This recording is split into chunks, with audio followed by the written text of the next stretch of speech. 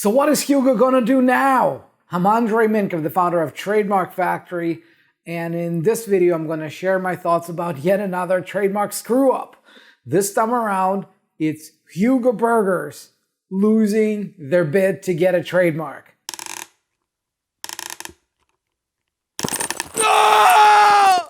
Let me start by reading from the article, and you can always find the link in the description below.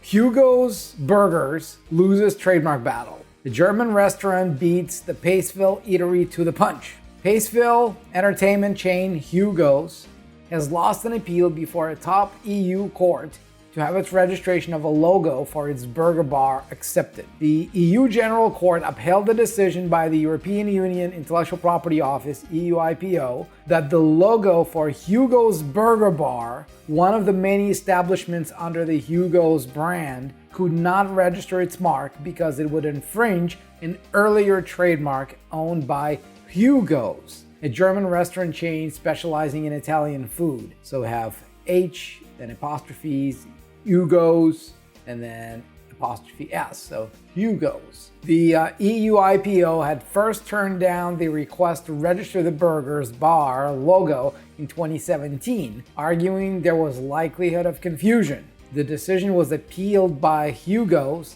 only to be turned down once again by the EU IPO's Board of Appeal. The office noted that the goods covered by the signs for both establishments were identical, both offering meat, fish, poultry, coffee, tea, and other items. Apart from a high degree of phonetic similarity, the office also pointed to the similarity between the logos of the two restaurants. Really? The similarity in logos? We're gonna talk about this in a moment, but let's keep going. Hugo's then took the issue to the General Court to annul the EU IPO's decision. The appeal was rejected on Tuesday, with a court stating that where a trademark was composed of word elements as well as figurative ones, the word elements were more distinctive. And then it says, when contacted, the Hugo's Group said it is exploring its options. All right, there's a few good things here to learn from. First of all, I think it's completely nonsensical when it says that the logos themselves are super similar. So if you take the words out, there's really nothing here that's similar to any degree. They're, as different as it gets. But as it's properly stated in the decision, when there is a word element, the word element is always given more weight in the comparison, in the coming to the conclusion as to whether there's likelihood of confusion. And this only makes sense because think about this. If somebody calls the restaurant and let's say somebody picks up the phone, they're going to say, hello, this is Hugo's, right? They're not going to say, hello, this is the restaurant that has a logo in the shape of whatever, right? Because words matter. That's why word marks always are stronger than logos, because it's all about the name, it's all about the words. And logos are a great thing to own as well as a mark, but if you have a choice, own the name or own the logo, there's always priorities should be given to the name, right? Sometimes you have to go with a combined mark if the name by itself is not trademarkable, but that's a different story.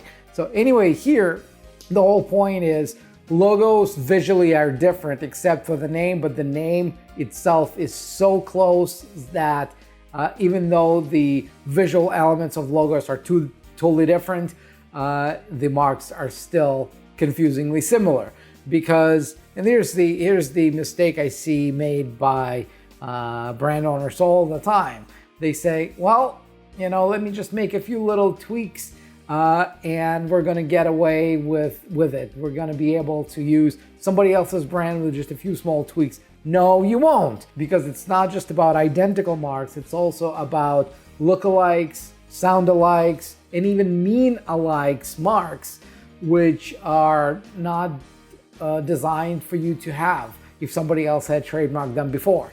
So that's a great illustration how two seemingly different marks for somewhat similar services cannot be registered. And when Hugo says that, Hugo's group says they're exploring their options, really what this means is that it will all boil down to a business decision. A business decision as to what will cost them more. Would it cost them more to rebrand themselves or convince the other brand owner to rebrand? So again, would it cost the entertainment group to rebrand themselves into something they can own, or can they pay some money to the other company that had a previous trademark, give them some money for them to rebrand, and whatever amount is going to be less, that's probably what they're going to go with. So let's say, I'm just making these numbers up. Let's say it would cost $100,000 for the newcomer to rebrand, right? If they can convince the German bar to change their name and pay them maybe $50,000, right? That's a good deal for both. If the German bar is going to accept that, right? They're going to basically pocket $50K for just having trademarked the name first, and they're going to change the name into something else and probably be able to explain that to their patrons. Again, I'm totally making these numbers up. Let's say the German says, no, 50K is not enough, we want 120, right? And then the newcomer is going to think, okay, so it's going to cost us 100 to rebrand, but we can pay 120 and not rebrand and just continue with that new name. That's still probably a good decision if you consider how many years they're planning to be in business, because it's not just about the direct cost of rebranding and making everyone know your new brand. It's also about the potential for the brand. So anyway, these are the decisions, the business decisions that the owners are going to have to make. They're going to calculate their risks. They're going to calculate the potential reward, and they're going to go to the German restaurant and make an offer. And hopefully it would be an offer that they couldn't refuse, and that will be the end of it. So we'll see how this goes. Well, probably we won't, but because really the legal avenues for this appear to be over. There's really no point in appealing this further, even if there was an option to do that. Like I said, it all boils down to a business decision. And if it's a business decision, it's probably not something that will be very public. So we'll see. We'll see if there's something that we know about this. I'll be sure to make a video about that. But if not, let's just all pay attention ourselves, right? So if you found this video useful, which I hope you did, and you haven't subscribed yet, well, click that notification bell.